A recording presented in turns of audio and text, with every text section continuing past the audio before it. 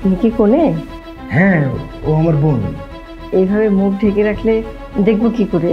ও একটু পর্দা করে, পর্দাশীল, যার কারণে ও সবার সামনে মুখ দেখায় না। ও সবসময় বাসাতেই থাকে। কিন্তু মা, তুমি এত বড় ঘোমটা দিয়ে রাখলে আমি তোমার মুখটা দেখবো কি করে? মুখটা যে একটু দেখতে যাচ্ছি। আমি কোনো বেগানা পুরুষের সামনে আমার মুখ দেখাবো না। জি, আসসালামু আলাইকুম। ওয়ালাইকুম আসসালাম। আচ্ছা মা, তুমি তো লেখাপড়া করছো, তা তোমার বিয়ের পরের প্ল্যানটা কি বলো তো? আমি যেহেতু পড়াশোনা করেছি, আমার প্ল্যান আছে আমি একটা ভালো জব করব। না, তারপরে তো মানে সংসার নিয়ে মানুষের একটা চিন্তা ভাবনা বা একটা প্ল্যান থাকে না, সেটা তোমার? আসলে সংসার নিয়ে আমার তেমন কোনো প্ল্যান নেই, আর সংসার দেখার জন্য তো আপনি আছেনই, প্রয়োজনে আমি একটা কাজের লোক রেখে দিব। ও আচ্ছা, ঠিক আছে। আপনারা কি আমাকে দেখতে আসছেন? হ্যাঁ, আমরাও তোমাকে দেখতে এসেছি। তুমি কি কোনে? হ্যাঁ, আমিই পাত্রী। কি বলবেন বলেন। তুমি তো জানোই আমরা তোমাকে দেখতে এসেছি বিয়ের জন্য, তাই না? আচ্ছা, তুমি কি কি রান্না করতে পারো? রান্না? আমি তো কখনো রান্না করেই যাইনি। ও আচ্ছা আচ্ছা, রান্না করে যাওনি। আচ্ছা, তাহলে তোমার বিয়ের পরে তুমি খাওয়া দাওয়া করবে কোত্থেকে রান্না বান্না না করলে? কে করবে মানে? কাজের বউ রান্না করবে। রান্না বান্না করার সময় আমার নেই। তাছাড়া আমি হচ্ছি টিকটক সেলিব্রিটি। আমার টিকটকে 2 মিলিয়ন ফলোয়ার্স। আর রান্না, আমি রান্না বান্নাই করবো না, ভিডিওই বানাবো। হুম, বুঝতে পারছি। আচ্ছা ঠিক আছে মা, ঠিক আছে।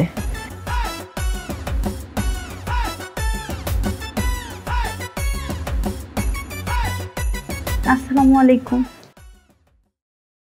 ওয়ালাইকুম আসসালাম। ইনি কি কোনে? হ্যাঁ, ও আমার বোন। এইভাবে মুখ ঢেকে রাখলে দেখবো কি করে?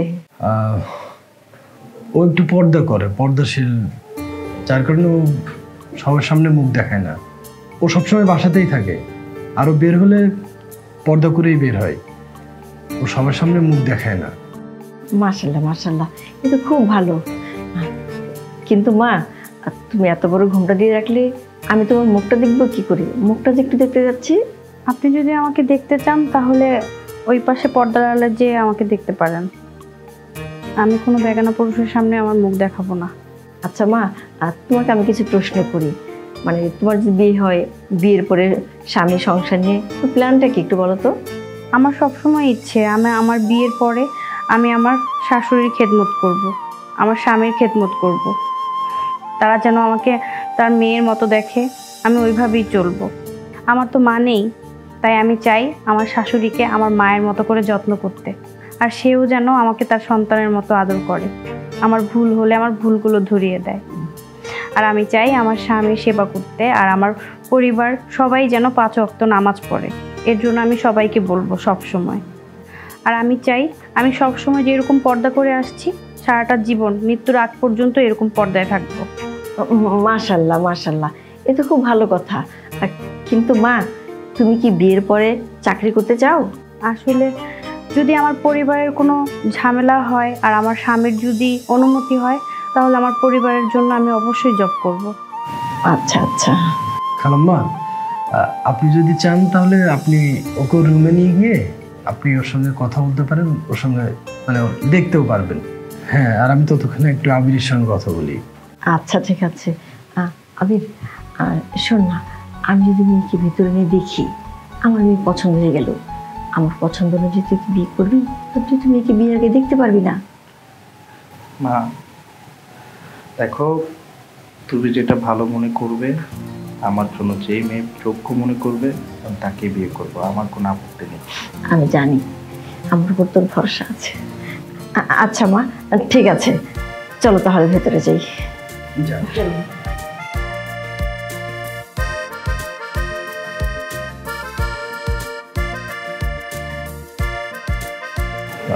আবির, আপনি এখন কি করেন? আমি একটা বিজনেস সামলাচ্ছি, পার্সোনাল বিজনেস। ওটা আমি নিজেই করি। আচ্ছা ঠিক আছে মা, এখন তো এখানে কেউ নেই, আমি আর তুমি। এখন তোমার মুখটা আমি খুলি।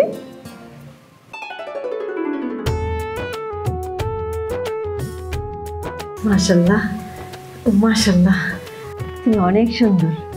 অনেক মিষ্টি একটা মেয়ে। আমি আমার ছেলের জন্য ঠিক তোমার মতো এমন মিষ্টি একটা বউ খুঁজছিলাম। তোমাকে আমার খুব পছন্দ হয়েছে। চলো আমরা ওখানে যে বসি।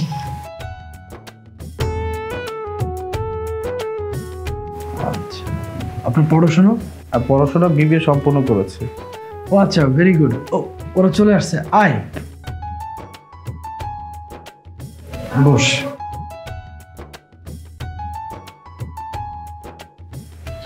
মাশাআল্লাহ, মেয়ে অনেক সুন্দর, আমার খুবই পছন্দ হয়েছে। আমার বিশ্বাস তোরও খুব পছন্দ হবে। আমি যদি আজকে বিয়ের দিন তারিখ ঠিক করে ফেলি, তুই কি রাজি হবে? আজকে কিভাবে কি? আর এই মেয়ে হাত ছাড়া করা যাবে না।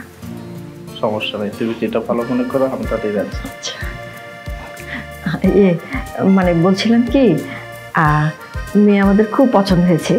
মাশাআল্লাহ, আমি যেমন মেয়ে চাচ্ছিলাম ঠিক তেমনটাই ধার্মিক মেয়ে পেয়েছি। আপনি কিছু মনে না করলে আমরা বিয়ের কাজটা আজই সম্পন্ন করতে চাই। মা, তুমি কি রাজি? তুই কি রাজি? আমি রাজি, কিন্তু আমার কিছু শর্ত আছে। তোমার শর্ত? আচ্ছা ঠিক আছে, বলো। আমার প্রথম শর্ত হচ্ছে, বিয়ের পরে আমি চাই আমি এখন যেরকম পর্দায় থাকি আমি সবসময় এইরকম পর্দায় থাকবো। আমি কোনো বেগানা পুরুষের সামনে আমার চেহারা দেখাবো না। আর আমার দ্বিতীয় শর্ত হচ্ছে, যেহেতু আমি 5 ওয়াক্ত নামাজ পড়ি, আমি চাইবো আমার স্বামীও যেন 5 ওয়াক্ত নামাজ পড়ে। আর তৃতীয় শর্ত হচ্ছে, আমি আমার পড়াশোনাটা কমপ্লিট করতে চাই। আপনি 3টা আমাকে শর্ত দিয়েছেন, আপনার 3টা শর্ত আমি রাজি। আপনি যেভাবে চলতে চান আমি সেইভাবে আপনাকে রাখবো। দেখেন, আরো ভালো ব্যাপার, মানে আমি আমার জীবন সঙ্গী আপনাকে যে পাবো, এ তো আমার সৌভাগ্য।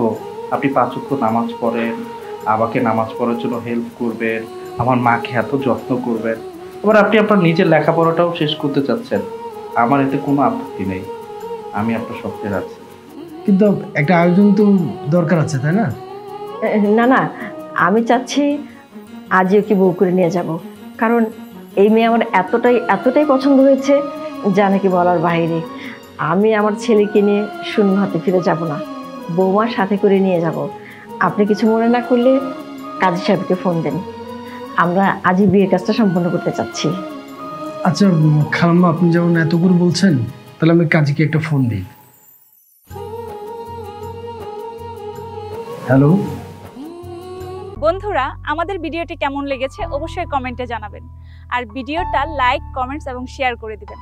আর নিত্য নতুন ভিডিও পেতে আমাদের পেজটা অবশ্যই ফলো করে দিবেন।